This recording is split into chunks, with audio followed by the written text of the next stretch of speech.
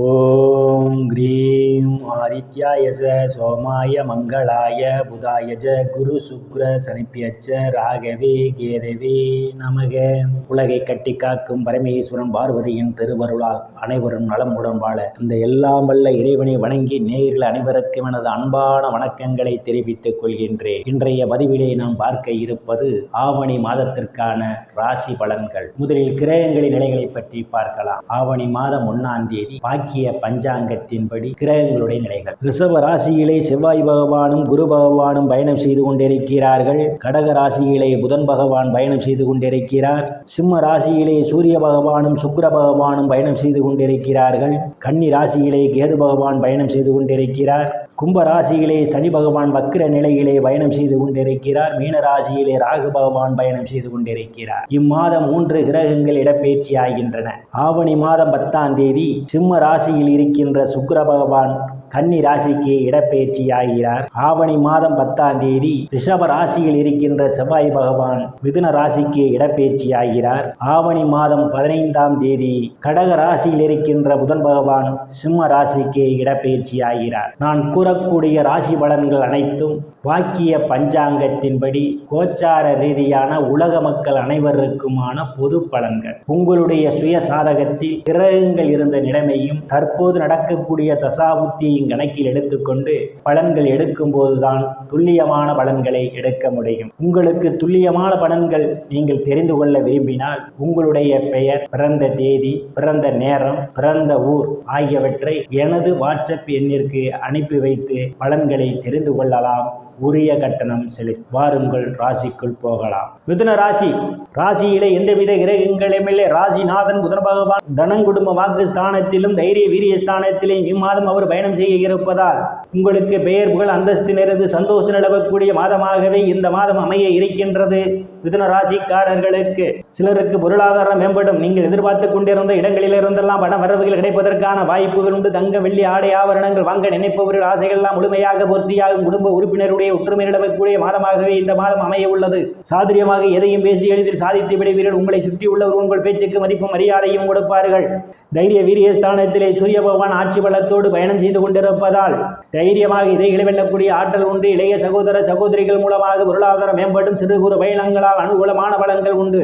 சுகஸ்தானத்தில் கேது பகவான் பயணம் செய்து கொண்டிருப்பதும் சுகஸ்தானத்தை குரு பகவான் பார்வையிடுவதாலும் தாயினுடைய அன்பும் ஆதரவும் சிலருக்கு உண்டு. தாய் உங்களுக்கு பக்க பலமாக இருப்பார்கள். பூமி வீடு வாகனம் வாங்க நினைப்பவர்கள் ஆசையெல்லாம் முழுமையாக பூர்த்தியாகும். சிலர் பழைய வாகனத்தை மாற்றி புதிய வாகனம் வாங்குவதற்கான யோக அமைப்புகள் உண்டு. விவசாயிகளுக்கு புதிய ஒப்பந்தமும் விளைபொருளுக்கு தகுந்த விலையும் கிடைக்கும். ரியல் எஸ்டேட் நடத்துபவர்களுக்கெல்லாம் புதிய வாய்ப்புகள் தேடி வரும். கூடுதலான வருவாயை பெறுவதற்கான வாய்ப்புகள் உண்டு. உறவினர்களிடம் இதுவரை இருந்து வந்த மனக்கசப்புகள் எல்லாம் மாறி நல்ல நட்புணர்வு ஏற்படுவதற்கான ஒரு சூழல். உயர்கல்வி படிக்கக்கூடிய மாணவ மாணவிகள் படிப்பிலே சிறந்து விளங்குவார்கள். ஆசிரியருடைய நன்மதிப்பையும் பாராட்டையும் பெறுவார்கள்.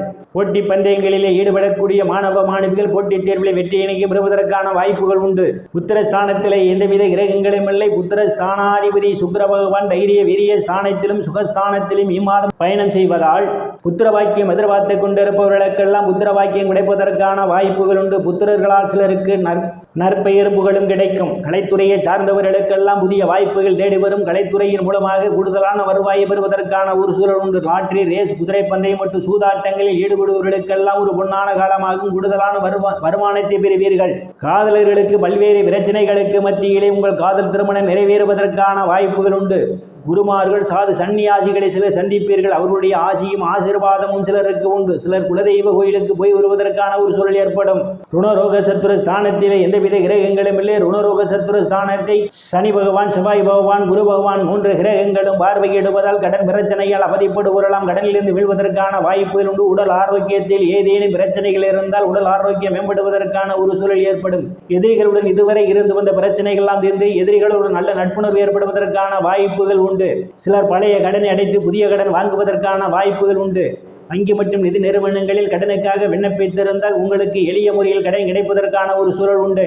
களத்திரஸ்தானத்திலே எந்தவித கிரகங்களும் இல்லை. களத்திரஸ்தானத்தை விரயஸ்தானத்தில் அமர்ந்து கொண்டு செவ்வாய் பகவான் பார்வையிடுவதால் திருமணத்திற்காக எதிர்பார்த்து கொண்டிருப்பவர்களுக்கு சிறிது காலதாமதமாகலாம்.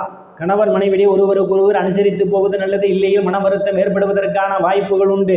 அஷ்டமஸ்தானத்திலே எந்தவித கிரகங்களும் இல்லை. அஷ்டமஸ்தானத்தை குரு பகவான் பார்வையிடுவதால் சிலருக்கு எதிர்பாராத நேரங்களில் எதிர்பாராத இடங்களில் இருந்தெல்லாம் பண வரவுகள் கிடைப்பதற்கான வாய்ப்புகள் உண்டு. சிலருக்கு திடீர் அதிர்ஷ்டம் கதவை தட்ட காத்துக் கொண்டிருக்கின்றது. உயில் இன்சூரன்ஸ், கிராச்சுவிட்டி, போனஸ் போன்றவைகளால் சிலர் ஆதாயம் பெறுவீர்கள். பாகிஸ்தானத்திலே சனி பகவான் வக்ர நிலையிலே பயணம் செய்து கொண்டிருப்பதால் தந்தையினுடைய அன்பும் ஆதரவும் சிலருக்கு கிடைக்கும். தந்தை வழி சொத்துக்களில் இதுவரை இருந்து வந்த பிரச்சனைகள் எல்லாம் தீர்வதற்கான வாய்ப்புகள் உண்டு.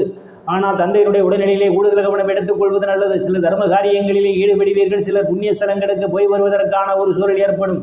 வெளிநாடு செல்வதற்காக முயற்சி செய்து கொண்டிருப்பவர்கள் எல்லாம் வெளிநாடு செல்வதற்கான ஒரு சூழல் ஏற்படும். பட்ட மேற்படிப்பு படிக்கக்கூடிய மாணவ மாணவிகள் எல்லாம் படிப்பிலே சிறந்து விளங்குவார்கள். பேராசிரியருடைய நன்மதிப்பையும் பாராட்டையும் பெறுவார்கள். முன்பின் தெரியாதவர்கள் எல்லாம் உதவிக்கரம் நீட்டுவார்கள். அந்நிய மதத்தினரால் அனுகூலமான பலன்கள் உண்டு.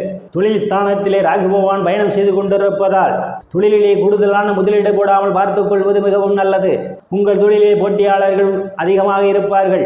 வேலை தேடுபவர்களுக்கெல்லாம் பல்வேறு சிரமங்களுக்கு இடையே உங்கள் வேலை கிடைப்பதற்கான வாய்ப்புகள் உண்டு. பதவி இருக்காக காத்துக் கொண்டிருப்பவர்களுக்கு போட்டிகள் கடுமையாக உள்ளது. எச்சரிக்கை தேவை.